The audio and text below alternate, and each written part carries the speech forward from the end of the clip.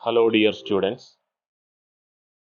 Today I will explain contract of indemnity and guarantee as per Indian Contract Act.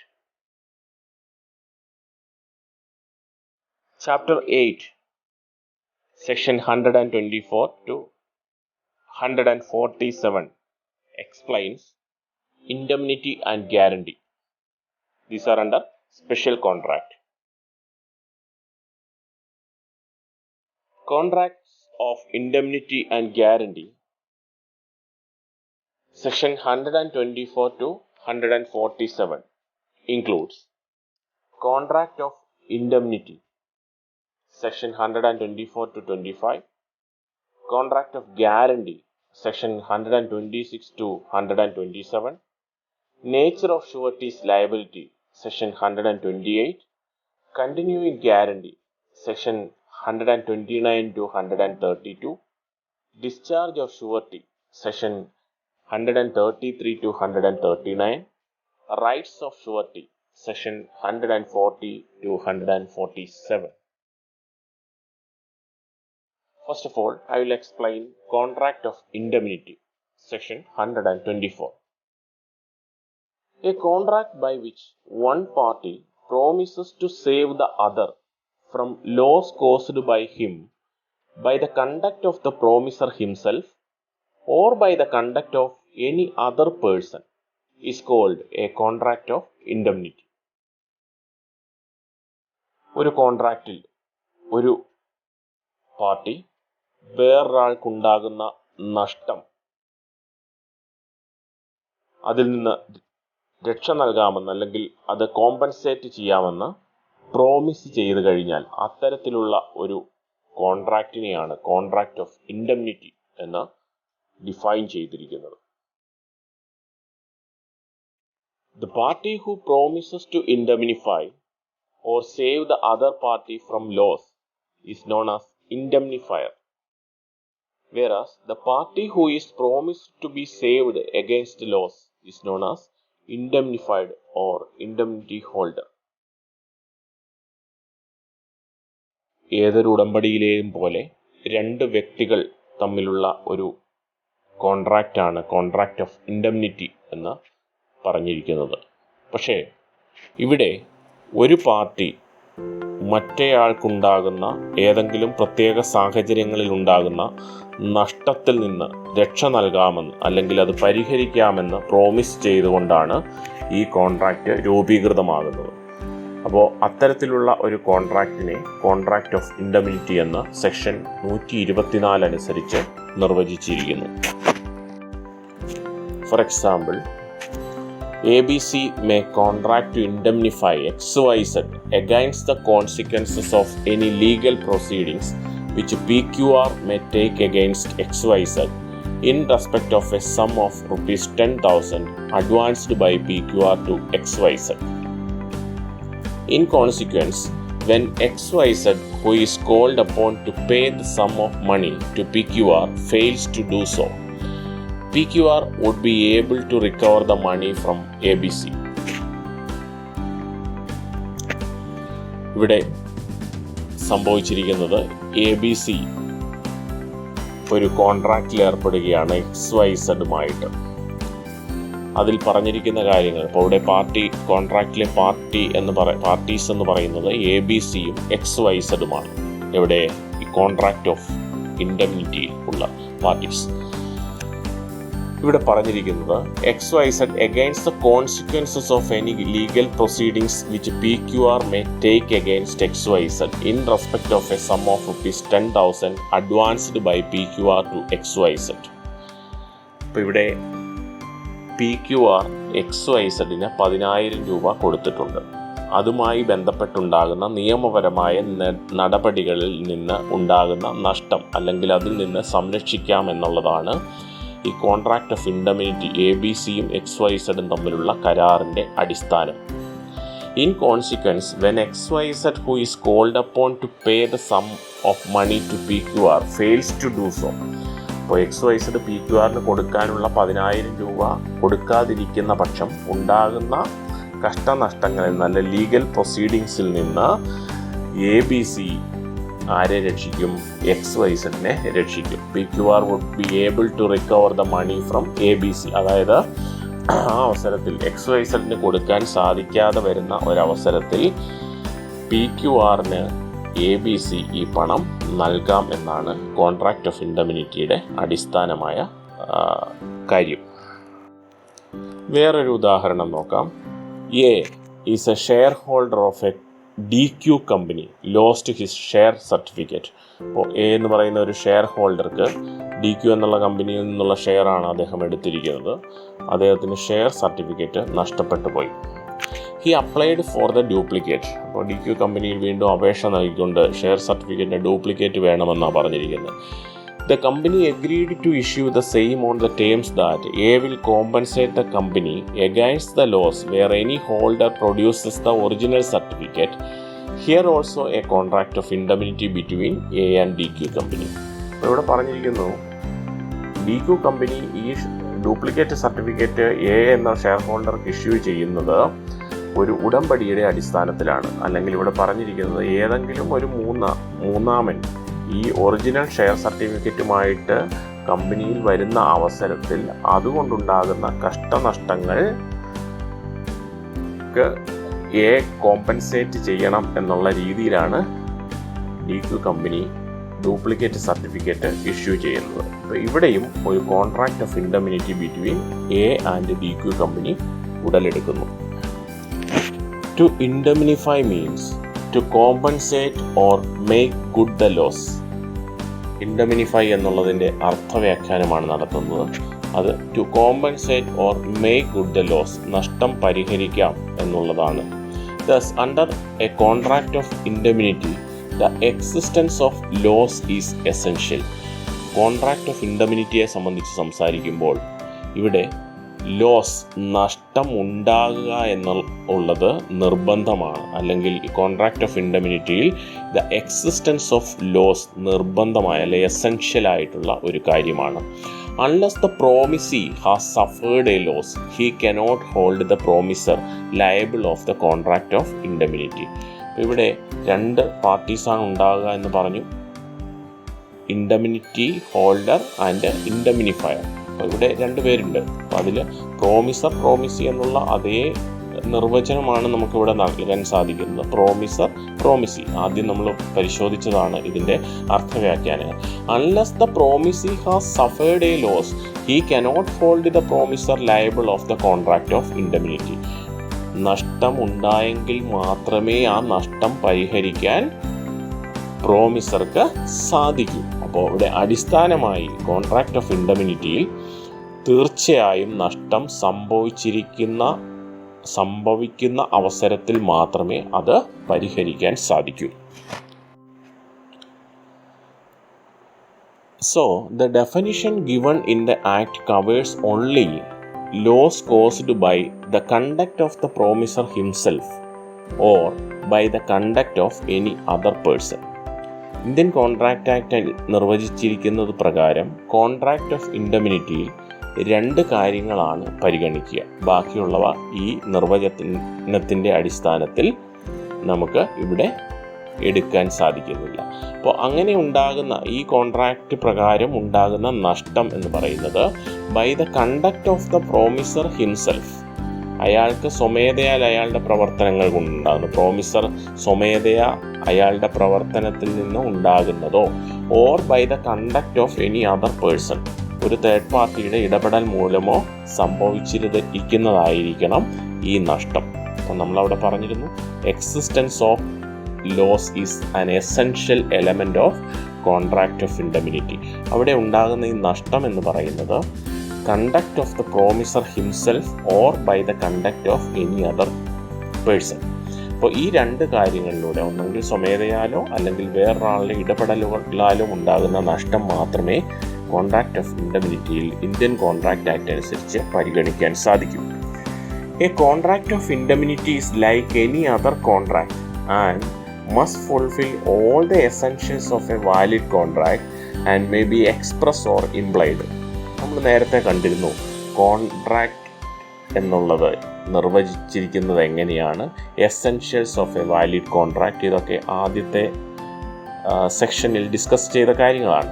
അതുകൊണ്ട് തന്നെ contract of indemnity എന്നുള്ളത് ഏതൊരു ഇതര contract പോലെ തന്നെയും എല്ലാ അടിസ്ഥാന കാര്യങ്ങളും ഫുൾഫില്ല് ചെയ്യുന്നതായിരിക്കണം, അല്ലെങ്കിൽ കോൺട്രാക്റ്റ് ഓഫ് ഇൻഡെമിനിറ്റിക്ക് നിലനിൽപ്പില്ല. ആ എസെൻഷ്യൽ മാറ്റേഴ്സ് എന്തൊക്കെയാണെന്നുള്ളത് നേരത്തെ നമ്മൾ പരിഗണിച്ചിരുന്നു. അതുപോലെ തന്നെ കോൺട്രാക്റ്റ് ഓഫ് ഇൻഡെമിനിറ്റിയും ഐദർ എക്സ്പ്രസ് ഓർ ഇംപ്ലൈഡ്, രണ്ട് രീതിയിൽ കോൺട്രാക്റ്റ് നമുക്ക് നിർവചിച്ചിരുന്നു. അതിൽ എക്സ്പ്രസ് കോൺട്രാക്റ്റുകളാകാം അല്ലെങ്കിൽ ഇംപ്ലൈഡ് കോൺട്രാക്റ്റ് ആകാം. അതും കോൺട്രാക്റ്റ് ഓഫ് ഇൻഡെമിനിറ്റി ബാധകമാണ് എന്ന് പറഞ്ഞിരിക്കുന്നു.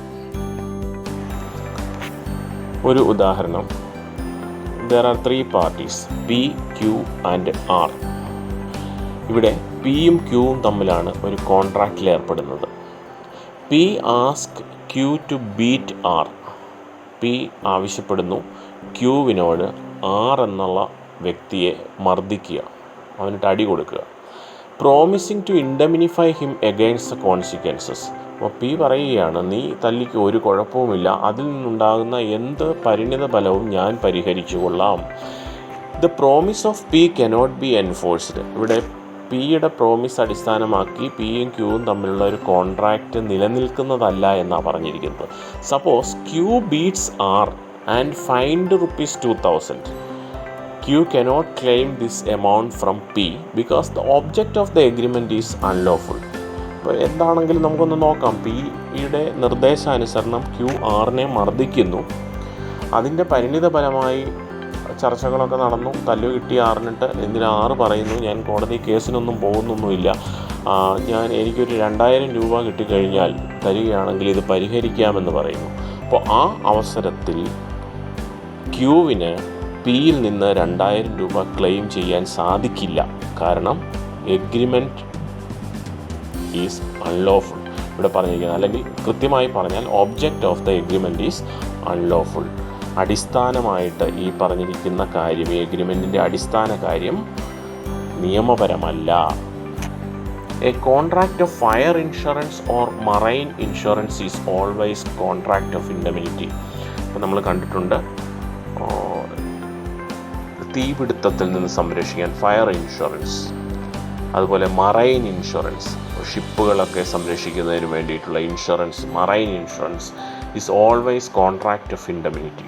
Contract of indemnity. അപ്പോൾ ഇവിടെ പറഞ്ഞിരിക്കുന്ന കാര്യമെന്ന് പറയുന്നത് ലോസ് ഈസ് എസെൻഷ്യൽ. നഷ്ടം സംഭവിച്ചിരിക്കണമെങ്കിൽ മാത്രമേ അത് പരിഹരിക്കാൻ, നികത്താൻ സാധിക്കൂ. അതാണ് ബേസ് എന്ന് പറയുന്നത്, എസെൻഷ്യൽ എന്ന് പറഞ്ഞിരിക്കുന്നത്. But there is no contract of indemnity in the case of contract of life insurance. പ്രത്യേകം നോട്ട് ചെയ്യേണ്ട ഒരു കാര്യം, ജീവൻ ഇൻഷുർ ചെയ്യുന്നത്, ഇപ്പോൾ നമ്മൾ ലൈഫ് ഇൻഷുറൻസ് എന്ന് കേട്ടിട്ടുണ്ട് ഹ്യൂമൻ ബീയിങ്സിൻ്റെ. അപ്പോൾ ലൈഫ് ഇൻഷുറൻസ് ഒരിക്കലും കോൺട്രാക്റ്റ് ഓഫ് ഇൻഡെമിനിറ്റിയിൽ വരുന്നില്ല എന്നുള്ളത് പ്രത്യേകം മനസ്സിലാക്കി വെക്കുക. Rights of indemnity holder when SUD, section 125. എന്തെല്ലാമാണ് ഇൻഡെമിനിറ്റി ഹോൾഡർ? ഇപ്പോൾ 2 പാർട്ടീസാണുള്ളത്, ഇൻഡെമിനിഫയർ, ഇൻഡെമിനിറ്റി ഹോൾഡർ. നേരത്തെ പറഞ്ഞിരുന്ന പ്രോമിസർ, പ്രോമിസി റിലേഷൻഷിപ്പ് തന്നെയാണ് ഇവിടെ വരുന്നത്. ഇൻഡെമിനിഫയർ, ഇൻഡെമിനിറ്റി ഹോൾഡർ. അപ്പോൾ ഇവിടെ റൈറ്റ്സ് ഓഫ് ഇൻഡെമിനിറ്റി ഹോൾഡർ ആണ് നമ്മൾ ഡിസ്കസ് ചെയ്യാൻ പോകുന്നത്. അവിടെ പറഞ്ഞിരിക്കുന്നു വെൻ സ്യൂഡ്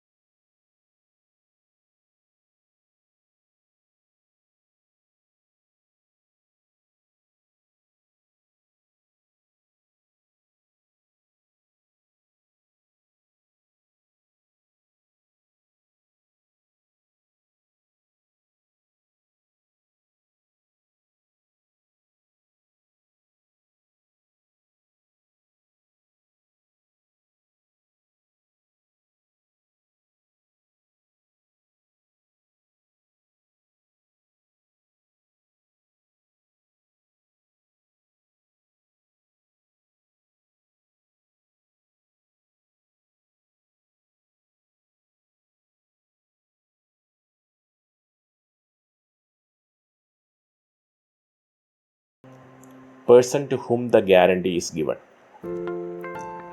കോൺട്രാക്ട് ഓഫ് ഗ്യാരണ്ടിയിൽ 3 പാർട്ടീസാണ് ഉണ്ടാകുക. നോർമലി ഒരു ഡെറ്റർ ക്രെഡിറ്റർ റിലേഷൻഷിപ്പാണ് അവിടെ ഉണ്ടാകുക.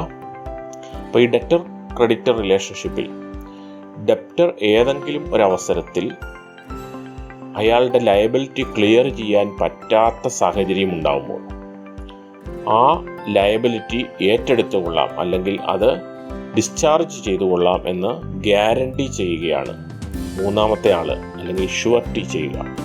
ഇത്തരത്തിൽ 3 പാർട്ടീസ് ചേർന്നുണ്ടാക്കുന്ന ഒരു കോൺട്രാക്റ്റിനെ കോൺട്രാക്ട് ഓഫ് ഗ്യാരണ്ടി എന്ന് സെക്ഷൻ 126 അനുസരിച്ച് നിർവചിച്ചിരിക്കുന്നു. സാധാരണ ബിസിനസ് വേൾഡിൽ അല്ലെങ്കിൽ സാധാരണ ദൈനംദിന ജീവിതത്തിലെല്ലാം നമ്മൾ കാണുന്ന ഒരു തരത്തിലുള്ള കോൺട്രാക്റ്റാണ് കോൺട്രാക്ട് ഓഫ് ഗ്യാരണ്ടി എന്ന് പറയുന്നത്. മലയാളത്തിൽ ജാമ്യം നിൽക്കുക എന്ന് പറയും. അപ്പോൾ ജാമ്യക്കാരൻ, ഡെറ്റർ, ക്രെഡിറ്റർ, ഇങ്ങനെ 3 ആൾക്കാർ, ഷുവർട്ടി, ഡെറ്റർ, ക്രെഡിറ്റർ, 3 ആൾക്കാരാണ്, 3 പാർട്ടീസാണ് കോൺട്രാക്ട് ഓഫ് ഗ്യാരണ്ടി ഉണ്ടാവുക. കുറച്ചുകൂടി വിശദമായി പറഞ്ഞാൽ, guarantee is a promise to pay a ഡെപ്റ്റ് owed by a third person in case the latter does not pay. ഒരാൾ കൊടുക്കാനുള്ള പണം അല്ലെങ്കിൽ ഒരു ഡെറ്റർ ക്രെഡിറ്ററിന് കൊടുക്കാനുള്ള പണം അയാൾക്ക് കൊടുക്കാൻ പറ്റാത്ത സാഹചര്യമുണ്ടായാൽ കൊടുത്തുകൊള്ളാം എന്ന് ഗ്യാരണ്ടി ചെയ്യുന്ന മൂന്നാമതൊരാൾ. അത്തരത്തിലുള്ള ഒരു കോൺട്രാക്റ്റ്, ഇങ്ങനെ 3 പാർട്ടീസ് ചേർന്നുണ്ടാക്കുന്ന ഒരു കോൺട്രാക്റ്റിനെ നമുക്ക് കോൺട്രാക്ട് ഓഫ് ഗ്യാരണ്ടി എന്ന് വിളിക്കാം. Any guarantee given may be oral or written. Contract of guarantee either oral or written, എഴുതി കൊടുത്തിരിക്കുന്നു അല്ലെങ്കിൽ വാക്കാലുള്ളതോ ആകാമെന്ന് പറയുന്നു. There are 3 contracts in A guarantee. അപ്പോൾ ഇവിടെ നമ്മൾ ശ്രദ്ധിക്കേണ്ട കാര്യം, ഈ കോൺട്രാക്ട് ഓഫ് ഗ്യാരണ്ടിയിൽ കോൺട്രാക്റ്റുകളുടെ എണ്ണം എന്ന് പറയുന്നത് 3 പറഞ്ഞ മനസ്സിലായാലും 3 പാർട്ടീസ് ഉണ്ട്. അതുകൂടാതെ കോൺട്രാക്ട് ഓഫ് ഗ്യാരണ്ടിയിൽ 3 കോൺട്രാക്റ്റുകളുണ്ട്. അതേതൊക്കെയാണ്? 1, a principal contract between the principal debtor and the creditor. സാധാരണ ഒരു ക്രെഡിറ്റ് ട്രാൻസാക്ഷൻ വിചാരിക്കുക. അവിടെ ആ ക്രെഡിറ്റ് ട്രാൻസാക്ഷനിൽ 2 ആൾക്കാർ, അവിടെ ഒരു കോൺട്രാക്റ്റ്, കടമായിട്ട് സാധനങ്ങൾ വിൽക്കുന്ന അവസരത്തിൽ അവിടെ 2 ആൾക്കാരുണ്ട്, വിൽക്കുന്നവരും വാങ്ങുന്നവരും, പണം കൊടുക്കുന്നില്ല. അപ്പോൾ അത്തരത്തിൽ നമ്മൾ ക്രെഡിറ്റ് ട്രാൻസാക്ഷൻ, ക്രെഡിറ്റ് സെയിൽ എന്ന് നമുക്ക് വിളിക്കാം. അത് 1ാമത്തെ contract. 2, a secondary contract between the creditor and the surety. 2ാമത്തെ കോൺട്രാക്റ്റ് എന്ന് പറയുന്നത് ആരൊക്കെ തമ്മിലാണ്? ക്രെഡിറ്റർ, അതായത് ആദ്യത്തെ ട്രാൻസാക്ഷനിൽ പണം കിട്ടാനുണ്ടായ അല്ലെങ്കിൽ പണം കടമായിട്ട് പണം കൊടുക്കാതെ വിൽപ്പന നടത്തുന്നയാൾ ക്രെഡിറ്റർ. ആ ക്രെഡിറ്ററും ഷുവർട്ടിയും തമ്മിലൊരു കോൺട്രാക്റ്റ് അവിടെ ഫോം ചെയ്യുന്നു. 3, an implied contract between the surety and the principal debtor whereby the principal debtor is under an obligation to indemnify the surety if the surety is made to pay or perform. ഇവിടെ ഒരു implied contract ഉണ്ടാകും, അന്തർലീനമായിരിക്കുന്ന ഒരു സാഹചര്യമാണ്. ജാമ്യക്കാരനും ഈ principal ഡെറ്ററിനും. ഏതെങ്കിലും അവസരത്തിൽ ഡെറ്റർക്ക് അയാളുടെ liability clear ചെയ്യാൻ സാധിക്കാതെ, ഡിസ്ചാർജ് ചെയ്യാൻ സാധിക്കാതെ വരുന്ന അവസരത്തിൽ ആരുടെ ഇടപെടൽ ഉണ്ടാകണം? ആരുടെ കടമ അവിടെ ഉണ്ടാകുന്നു? ഷുവർട്ടി ഇൻഡെംനിഫൈ ചെയ്യണം. ആരുടെയും ക്രെഡിറ്റർക്കുണ്ടാകുന്ന നഷ്ടങ്ങൾ നികത്തി കൊടുക്കാൻ ഷുവർട്ടി ബാധ്യസ്ഥനാണ് എന്ന് പറയുന്നു. അപ്പോൾ ഇങ്ങനെ 3 തരത്തിലുള്ള കോൺട്രാക്റ്റുകൾ ചേർന്നതാണ് കോൺട്രാക്ട് ഓഫ് ഗ്യാരണ്ടി. 3 പാർട്ടീസ് ഉണ്ട്. അതുകൂടാതെ 3 പാർട്ടീസ് കൂടാതെ തന്നെ 3 കോൺട്രാക്റ്റുകളും അവിടെ ഫോം ചെയ്യുന്നു. ഒരു ഉദാഹരണം നോക്കാം. There are 3 parties, A, B and C. എയും ബിയും സിയുമാണ് ഇവിടെയുള്ളത്. എ ഒരു 10,000 റുപ്പീസ് ബിയോട് കടം വാങ്ങുന്നു. എയ്ക്ക് അത് തിരിച്ചു കൊടുക്കാൻ പറ്റാത്ത ഒരു അവസരത്തിൽ സി ആ പണം ബിക്ക് തിരിച്ചു കൊടുക്കാമെന്ന് വാഗ്ദാനം ചെയ്യും. അപ്പോൾ ഇവിടെ എയും ബിയും തമ്മിലൊരു ട്രാൻസാക്ഷൻ 10,000 രൂപ കടം വാങ്ങുന്നതിലൂടെ, ഇപ്പോൾ കൺസിഡറേഷൻ എന്തെങ്കിലും ഉണ്ടാവും, ഒരുപക്ഷെ എയും ബിയും തമ്മിലുള്ള കോൺട്രാക്റ്റിൽ കൺസിഡറേഷൻ ഉണ്ട് തീർച്ചയായിട്ടും. 10,000 രൂപ കടം വാങ്ങുമ്പോൾ തീർച്ചയായിട്ടും ഒരു ഒബ്ലിഗേഷൻ ഉണ്ട്, അത് തിരിച്ചു കൊടുക്കാം. അപ്പോൾ ഇവിടെ തിരിച്ചു കൊടുക്കാൻ പറ്റാത്ത ഒരു സാഹചര്യം ഉണ്ടായാൽ സി ആ പണം ബിക്ക് കൊടുത്തുകൊള്ളാമെന്ന് സി ഗ്യാരണ്ടി ചെയ്യുന്നു, പ്രോമിസ് ചെയ്യുന്നു. അപ്പോൾ 1ാമത്തെ കോൺട്രാക്റ്റ് എയും ബിയും തമ്മിൽ, 2ാമത്തെ കോൺട്രാക്റ്റ് ബിയും സിയും തമ്മിൽ, 3ാമത്തെ കോൺട്രാക്റ്റ് ഇംപ്ലൈഡ് കോൺട്രാക്റ്റ് എയും സിയും തമ്മിൽ. എ എന്ന് പറയുന്ന പ്രിൻസിപ്പൽ ഡെറ്റർ, ബി എന്ന് പറയുന്ന ക്രെഡിറ്റർ,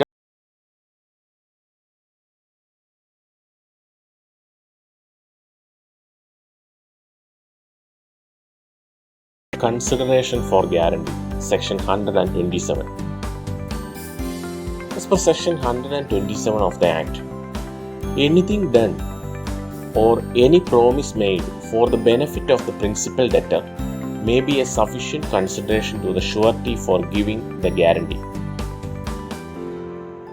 ഇവിടെ പ്രതിപാദിച്ചിരിക്കുന്നത് 3 പാർട്ടീസ് ഇവിടെ ഉണ്ട് എന്ന് പറഞ്ഞു. അപ്പോൾ ഷുവർട്ടിക്ക് അല്ലെങ്കിൽ ജാമ്യക്കാരന് എന്താണ് കൺസിഡറേഷനായി കിട്ടുന്നത് എന്നുള്ളതാണ് സെക്ഷൻ 127 പറഞ്ഞിരിക്കുന്നത്. വളരെ പ്രധാനപ്പെട്ട ഒരു പോയിൻ്റാണ്. എയും ബിയും തമ്മിലുള്ള ഒരു കോൺട്രാക്റ്റ് അല്ലെ ഒരു ട്രാൻസാക്ഷനിൽ അവിടെ ആ ഡെപ്റ്ററുടെ ലയബിലിറ്റി ഡിസ്ചാർജ് ചെയ്യപ്പെടുന്നില്ല എങ്കിൽ, അല്ലെങ്കിൽ അയാൾക്ക് കൊടുക്കാൻ സാധിക്കുന്നില്ല എങ്കിൽ അത് ഇൻഡെംനിഫൈ ചെയ്യാമെന്നാണ് ഷുവർട്ടി ഗ്യാരണ്ടി ചെയ്യുന്നത്. അപ്പോൾ എന്താണ് ഈ ഷുവർട്ടിക്ക് തിരിച്ചു കിട്ടുന്നത്? അപ്പോൾ കൺസിഡറേഷൻ എന്നുള്ള പോയിന്റിൽ നമ്മൾ നേരത്തെ കണ്ടിരുന്നു. അതെന്താണെന്നാണ് സെക്ഷൻ 127 അനുസരിച്ച് പറയുന്നത്. അപ്പോൾ അവിടെ പറയുന്നതനുസരിച്ച് anything done or any promise made for the benefit of the principal debtor may be a sufficient consideration to the surety for giving the guarantee എന്നാണ് പറഞ്ഞിരിക്കുന്നത്. അയാൾക്ക് എന്തെങ്കിലും തിരിച്ചു കിട്ടിക്കഴിഞ്ഞാൽ വാഗ്ദാനമായിട്ടോ അല്ലെങ്കിൽ പ്രിൻസിപ്പൽ ഡെറ്ററിനോടുള്ള ഒരു ബെനഫിറ്റ് അയാൾ തിരിച്ചു കിട്ടുന്ന എന്തെങ്കിലും ഉണ്ടെങ്കിൽ അത് കൺസിഡറേഷനായിട്ട് പരിഗണിക്കാമെന്നാണ് 127 അനുസരിച്ച് പറയുന്നത്. ഉദാഹരണം നോക്കാം. B request to A some goods on credit. നേരത്തെ പറഞ്ഞതുപോലെ തന്നെയാണ് എയും ബിയും തമ്മിലുള്ള ട്രാൻസാക്ഷൻ. ഞാൻ നേരത്തെ ഈ എക്സാമ്പിളിലൂടെ പറഞ്ഞതാണ്. B request to A some goods on credit. സാധാരണ ഒരു ട്രാൻസാക്ഷനാണ്. കടമായിട്ട് കുറച്ച് സാധനങ്ങൾ വേണമെന്ന് ബി എയോട് ആവശ്യപ്പെടുന്നു. A agrees and sold goods. Transaction അവിടെ നടക്കുന്നു. ക്രെഡിറ്റ് സെയിൽസ് എന്ന് നമുക്ക് പറയാം. C afterwards request A to forbear to sue for the debt for the next 6 months and promises that if he does so, C will pay for them in default of payment by B. അപ്പോൾ ഇത് കടമായി വാങ്ങിയ ശേഷം B പണം തിരിച്ചു കൊടുക്കുന്നില്ല. സാധനങ്ങൾ വാങ്ങി പക്ഷെ പണം കൊടുക്കുന്നില്ല. കാലാവധി കഴിഞ്ഞു, പറഞ്ഞിരിക്കുന്ന കാലാവധി കഴിയുന്നു. അപ്പോൾ സി എന്ന് പറയുന്ന മൂന്നാമത്തെ ആൾ, അല്ലെങ്കിൽ ഇവിടെ ഷുവർട്ടി എന്ന് നമ്മൾ വിളിക്കുന്ന തേർഡ് പാർട്ടി വരികയാണ്. അദ്ദേഹം ആവശ്യപ്പെടുന്നു ബിക്കെതിരെ നിയമ നടപടികൾ സ്വീകരിക്കാതിരിക്കുകയാണെങ്കിൽ അടുത്ത 6 മാസത്തേക്ക്, അങ്ങനെയാണെങ്കിൽ ഈ പണം ഞാൻ തന്നുകൊള്ളാമെന്ന് പറയുന്നു. സി കൊടുത്തുകൊള്ളാമെന്ന് പറയുന്നു. അപ്പോൾ എ അവിടെ അത് എഗ്രി ചെയ്യുന്നു. A agrees to forbear as requested. അപ്പോൾ പ്രത്യേകം ശ്രദ്ധിക്കണം, എ അത് അംഗീകരിക്കുന്നു. എന്താ അംഗീകരിക്കുന്നത്? സി കൊടുത്തിരിക്കുന്ന ഒരു പ്രോമിസാണ്. സിയുടെ പ്രോമിസ് എ അംഗീകരിക്കുന്നു. Okay, this is a sufficient consideration for C's promise. This is a sufficient consideration for C's promise. വളരെ വ്യക്തമായി മനസ്സിലാക്കണം. സി കൊടുത്തിരിക്കുന്ന വാഗ്ദാനം എ സ്വീകരിച്ചു കഴിഞ്ഞാൽ അത് സിക്ക് ഉള്ള തക്കതായ കൺസിഡറേഷനായി പരിഗണിക്കാമെന്നാണ്. എന്താ കൊടുത്തിരിക്കുന്ന പ്രോമിസ് എന്ന് പറയുന്നത്? 6 മാസത്തേക്ക് ബിക്കെതിരെ നിയമ നടപടികൾ സ്വീകരിക്കാതിരിക്കുകയാണെങ്കിൽ ബി പണം തന്നില്ലെങ്കിൽ ഞാൻ തന്നുകൊള്ളാം എന്ന് പറയും. അപ്പോൾ 6 മാസത്തേക്ക് നിയമ നടപടികൾ സ്വീകരിക്കാതിരിക്കുക എന്നുള്ളതാണ് ആര് റിക്വസ്റ്റ് ചെയ്തിരിക്കുന്നത്? സി റിക്വസ്റ്റ് ചെയ്തിരിക്കുന്നത്. അത് എ അംഗീകരിക്കുന്നതിലൂടെ സിക്ക് സഫിഷ്യൻ്റ് ആയ കൺസിഡറേഷൻ കിട്ടുന്നു എന്നാണ് പറഞ്ഞിരിക്കുന്നത്. നിയമം അനുവദിക്കുന്നു. അത് സിക്ക് ഉള്ള സഫിഷ്യൻറ്റ് കൺസിഡറേഷനായി കണക്കാക്കപ്പെടും. നമുക്ക് പരിശോധിക്കാം. Essentials of a valid guarantee. Contract of ഗ്യാരണ്ടിയെ സംബന്ധിച്ച് പറഞ്ഞു. അടിസ്ഥാനപരമായി എന്തൊക്കെയാണ് ഒരു വാലിഡ് കോൺട്രാക്ട് ഓഫ് ഗ്യാരണ്ടിയിൽ ഉണ്ടായിരിക്കേണ്ടത്? First one, existence of a principal debt. 3 ആൾക്കാരുണ്ടായിരിക്കണമെന്ന് പറഞ്ഞു. Principal debtor, creditor, surety. അവിടെ ഒരു പ്രിൻസിപ്പൽ ഡെറ്റ് ഉണ്ടാകണം. 2, benefit to principal debtor is sufficient consideration but past consideration is no consideration for a contract of guarantee. എന്താണോ ഡെറ്റർക്ക് തിരിച്ചു കിട്ടുന്നത്, ഇപ്പോൾ ക്രെഡിറ്റ് ട്രാൻസാക്ഷൻ ആണെങ്കിൽ, ഇപ്പോൾ ക്രെഡിറ്റ് സെയിൽസ് ആണെന്നുണ്ടെങ്കിൽ അയാൾക്ക് എന്ത് തിരിച്ചു കിട്ടുന്നതെന്ന് നമുക്കറിയാം. അപ്പോൾ benefit to principal debtor is sufficient consideration. അയാൾക്ക് കിട്ടുന്നത് സഫിഷ്യൻ്റ് ആയിട്ടുള്ള കൺസിഡറേഷനായിട്ട് കണക്കാക്കപ്പെടും. But past consideration is not consideration for a contract of guarantee.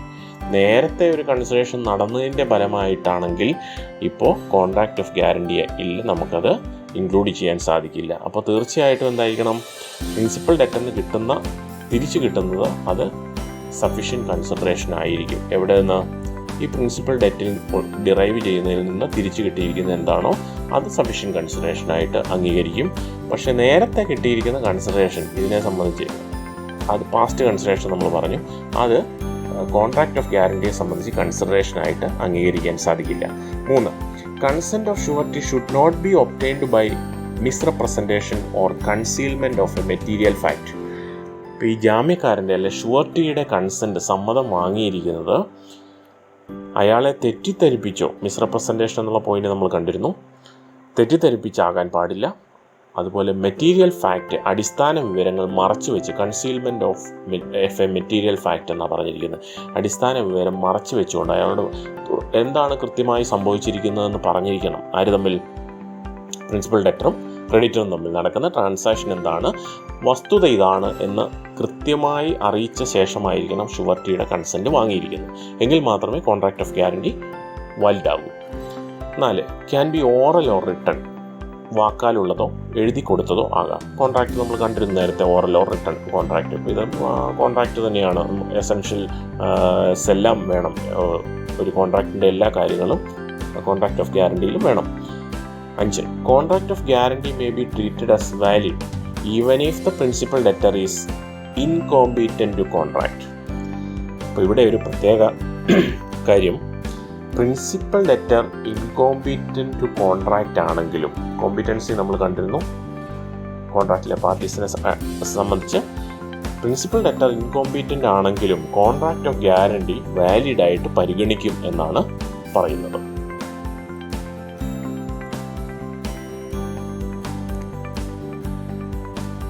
അടുത്തതായി contract of indemnity and guarantee, ഇവ തമ്മിലുള്ള വ്യത്യാസങ്ങൾ എന്തൊക്കെയാണെന്ന് നമുക്ക് നോക്കാം. Number of parties. Contract of ഇൻഡെമിനിറ്റിയിൽ there are only 2 parties, indemnifier and indemnified. Promisor, promisee കണ്ടു കഴിഞ്ഞു. കോൺട്രാക്റ്റ് ഓഫ് ഗ്യാരണ്ടിയിൽ 3 ആൾക്കാരാണുള്ളത്: creditor, principal debtor and surety. Nature of liability. In the case of indemnity, liability of the indemnifier is primary and independent. അപ്പോൾ അയാളുടെ ബാധ്യത എന്ന് പറയുന്നത് കൃത്യമായി, സ്വതന്ത്രമായും കൃത്യവുമാണ് എന്നാണ് പറഞ്ഞിരിക്കുന്നത്. പ്രൈമറി ലയബിലിറ്റിയാണ്. എപ്പോൾ? ലോസ് ഉണ്ടാകുന്ന അവസരത്തിൽ അത് നികത്തണം. ലോസ് ഉണ്ടാകുന്ന അവസരത്തിൽ അത് നികത്താൻ ബാധ്യസ്ഥനാണ്. എന്നാൽ കോൺട്രാക്റ്റ് ഓഫ് ഗ്യാരണ്ടിയുടെ കേസിൽ നോക്കാം. Liability of the surety is secondary as the primary liability is that of the principal debtor. 2 തരത്തിലുള്ള ബാധ്യതകളാണ് ഉണ്ടാകുക. പ്രിൻസിപ്പൽ ഡെറ്റർ ബാധ്യസ്ഥനാണ് അയാളുടെ ഡെറ്റ് ക്ലിയർ ചെയ്യാൻ, അത് പ്രൈമറി ലയബിലിറ്റി. എന്നാൽ ഈ ഡെറ്റർ അയാളുടെ ലയബിലിറ്റി ഡിസ്ചാർജ് ചെയ്യാത്ത ഒരു സാഹചര്യം ഉണ്ടാകുമ്പോൾ മാത്രമേ ഷുവർട്ടിക്ക് ലയബിലിറ്റി അവിടെ വരുന്നുള്ളൂ. അത് സെക്കൻഡറി ലയബിലിറ്റിയാണ്. അപ്പോൾ പ്രൈമറി ഡെറ്റർ അയാളുടെ ലയബിലിറ്റി ക്ലിയർ ചെയ്യാൻ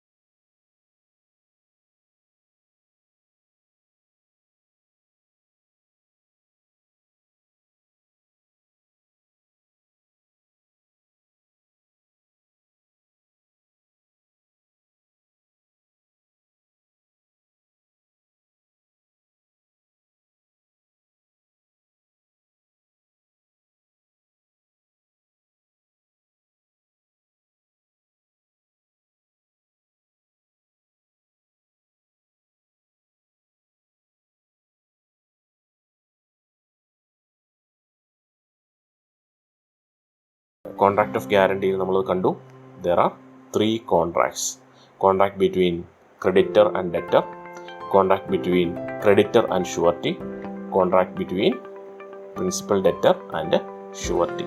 3 കോൺട്രാക്റ്റുകളാണ് അവിടെ ഉള്ളത്.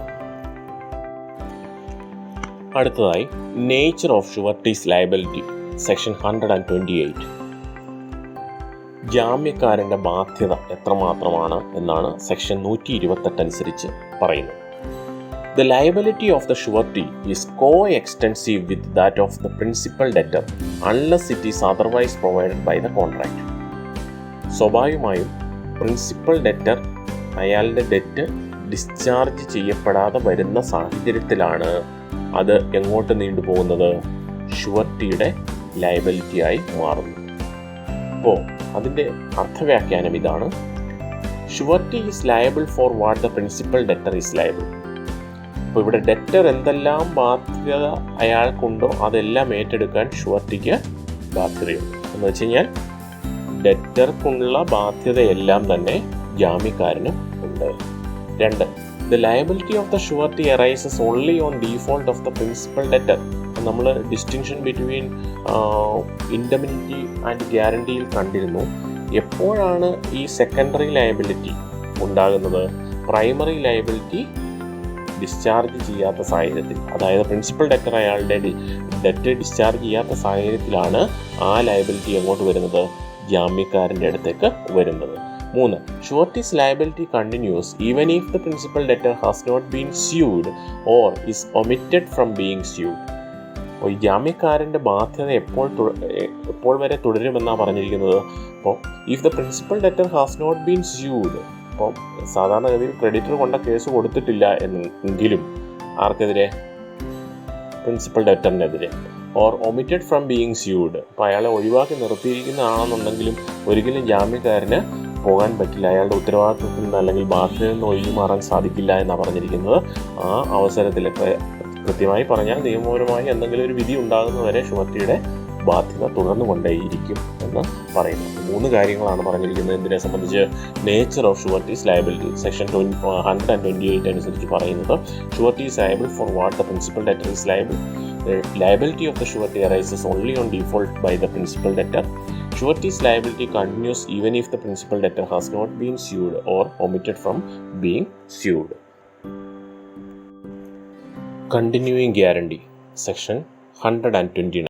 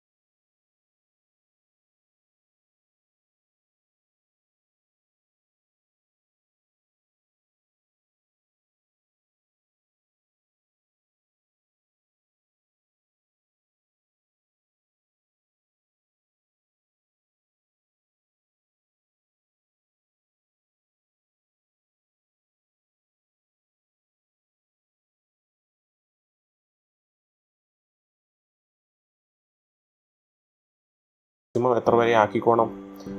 എ അത് 1,00,000 താഴെ നിർത്തിക്കൊള്ളണം, അല്ലെങ്കിൽ 1,00,000 രൂപ വരെ ആയിക്കോണം. എങ്കിൽ മാത്രമേ സി എന്നുള്ള ഷുവർട്ടി അതിന് ഗ്യാരണ്ടി ചെയ്യുന്നുള്ളൂ. 1,00,000 രൂപ വരെ അയാൾ കൊടുക്കും അൺപെയ്ഡ് ബാലൻസസ് ആണെങ്കിൽ.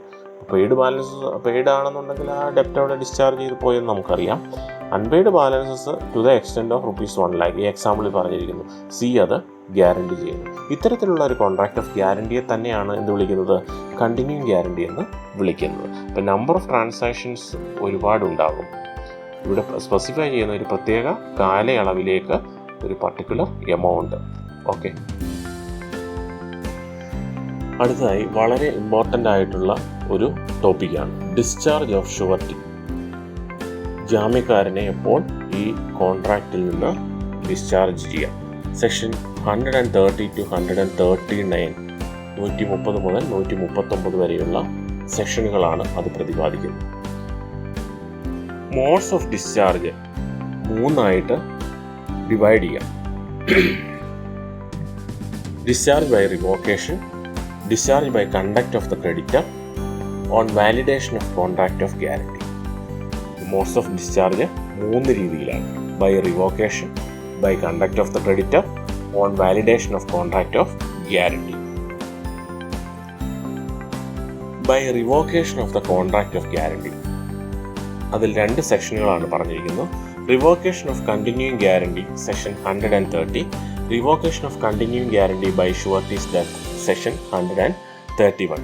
തൊട്ട് മുന്നിൽ ഞാൻ പറഞ്ഞ് അവസാനിപ്പിച്ച കണ്ടിന്യൂയിങ് ഗ്യാരണ്ടിയെ സംബന്ധിച്ചാണ് പറഞ്ഞിരിക്കുന്നത്. ഷുവർട്ടിയെ സംബന്ധിച്ച് കണ്ടിന്യൂയിങ് ഗ്യാരണ്ടി എപ്പോൾ അവസാനിക്കുന്നു എന്ന് ഇവിടെ പറയുന്നു. Revocation of continuing guarantee section 130. The continuing guarantee may at any time be revoked by the surety as to future transactions by notice to the creditors. ഇപ്പോൾ ഈ റിവോക്കേഷൻ ഓഫ് ഗ്യാരണ്ടി പറഞ്ഞിരിക്കുന്നത് revocation of continuing ഗ്യാരണ്ടിയെ സംബന്ധിച്ച് section 130 അനുസരിച്ച് പറയുന്നു, ഒരു ഷുവർട്ടിക്ക് ക്രെഡിറ്റർക്ക് എപ്പോൾ വേണമെങ്കിലും notice കൊടുത്തുകൊണ്ട് ഒരു കണ്ടിന്യൂയിങ് ഗ്യാരണ്ടിയിൽ നിന്ന് ഒഴിവാകാം. Second, revocation of continuing guarantee by surety's death 131 section. അപ്പോൾ ഇത് കൃത്യമായിട്ട് അറിയാം, ഷുവർട്ടി മരണപ്പെടുകയാണെന്നുണ്ടെങ്കിൽ അയാൾക്ക് ആ കോൺട്രാക്റ്റിൽ നിന്ന് ഒഴിവാകാൻ സാധിക്കും. The death of the surety operates in the absence of any contract to the contrary as a revocation of a continuing guarantee so far as regards future transactions. നമ്മൾ കണ്ടു, എപ്പോഴാണെന്നുണ്ടെങ്കിൽ ഒരു പാർട്ടിയുടെ ഡെത്ത്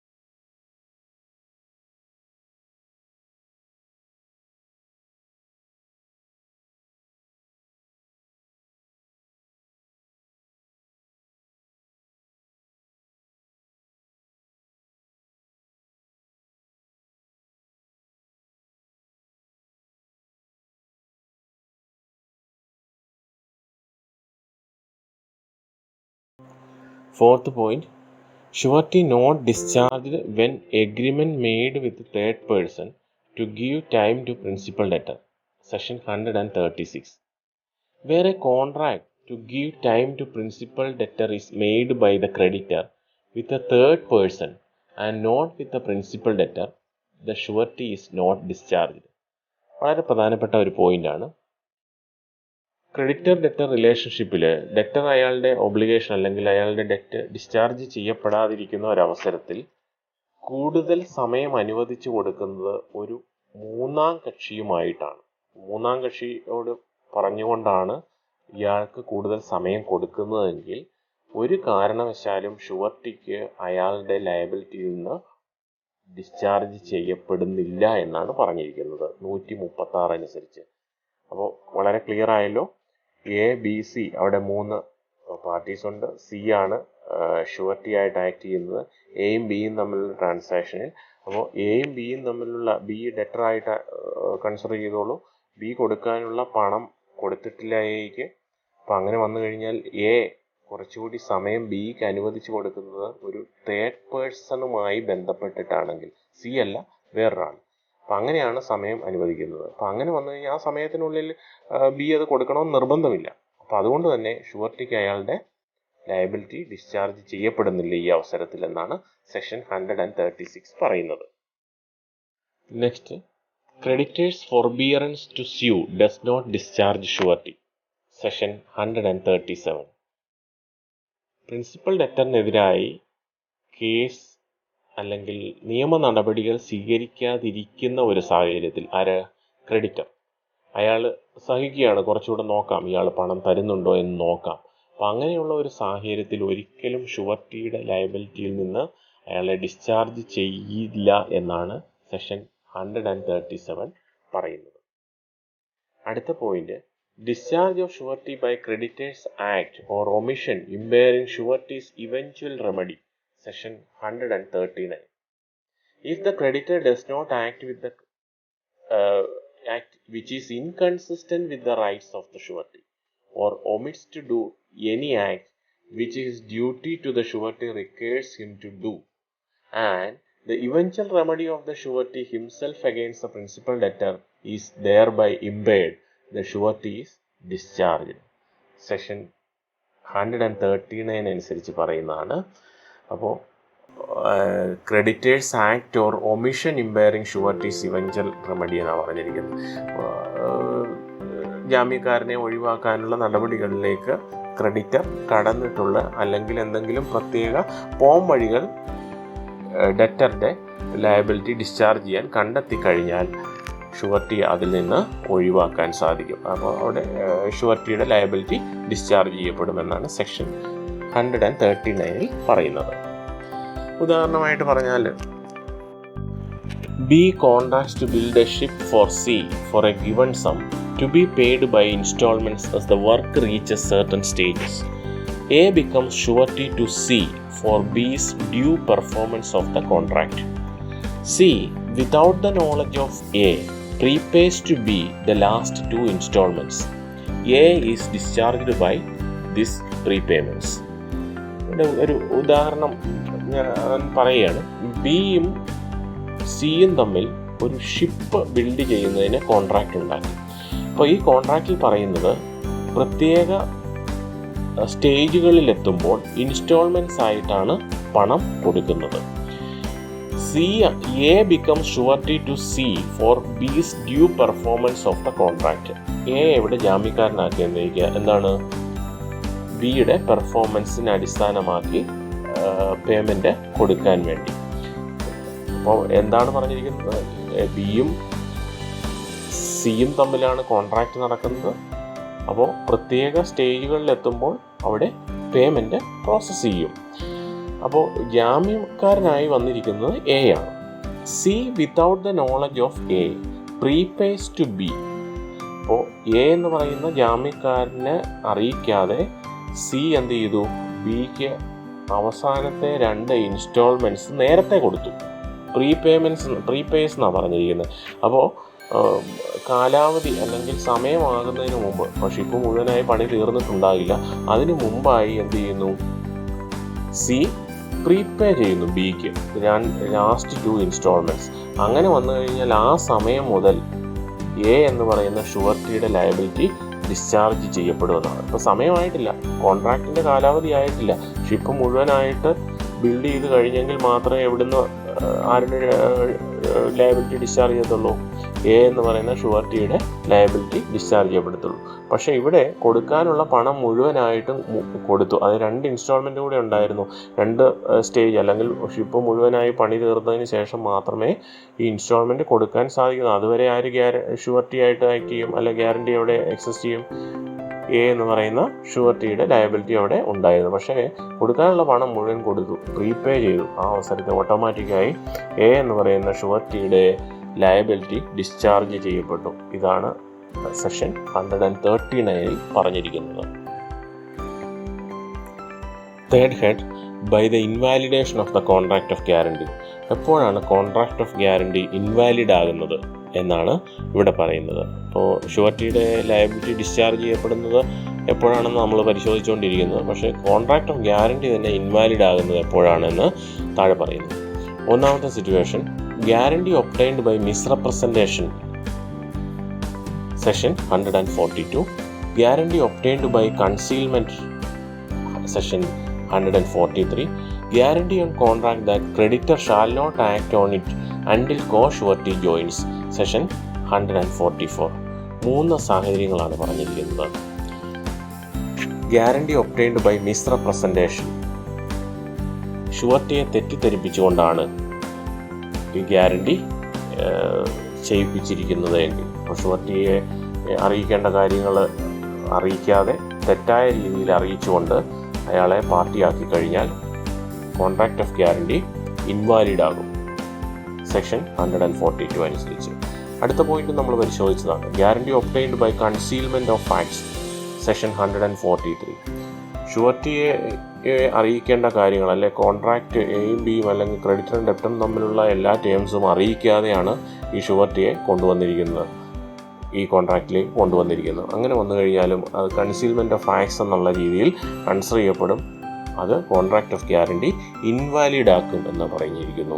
മൂന്നാമത് പറയുന്നു guarantee on contract that creditor shall not act on it until co surety joins. ഇപ്പോൾ ഗ്യാരണ്ടിയെ സംബന്ധിച്ച് ഇവിടെ പറഞ്ഞിരിക്കുന്ന കോ ഷുവർട്ടീസ് ഉണ്ട്, അത് ജോയിൻ ചെയ്യാത്ത സാഹചര്യത്തിൽ 144 ആണ് സെക്ഷൻ പറഞ്ഞിരിക്കുന്നത്. വേറെ person gives a guarantee upon a contract that the creditor shall not act upon it until another person has joined in it as co-surety. The guarantee is not valid if the other person does not join.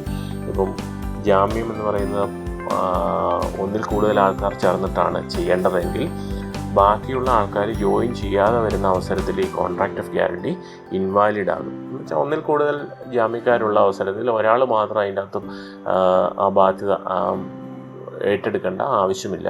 ആ അവസരത്തിൽ മറ്റുള്ള ആൾക്കാർ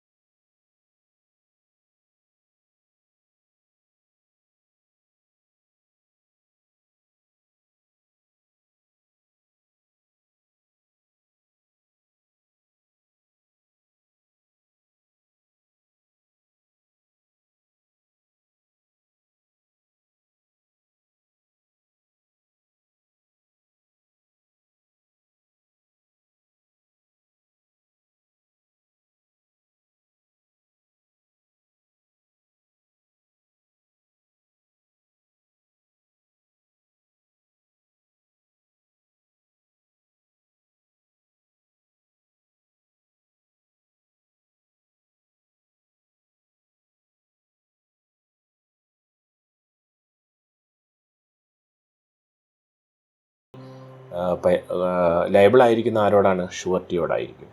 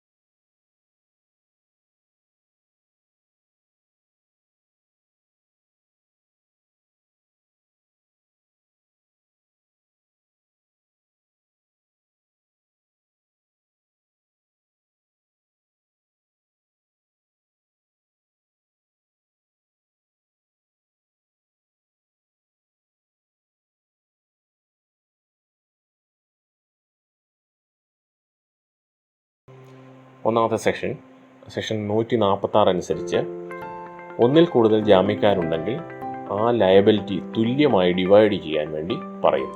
അപ്പോൾ അവർ എത്രമാത്രം liability arise ചെയ്യുന്നു? Principal debt discharge ചെയ്യപ്പെടാത്ത അവസരത്തിൽ ഷുവർട്ടിയിലേക്ക് വരുന്നു. ആ ലയബിലിറ്റി തുല്യമായി വീതിച്ച് എടുക്കണമെന്നാണ് 146 അനുസരിച്ച് പറയുന്നത്.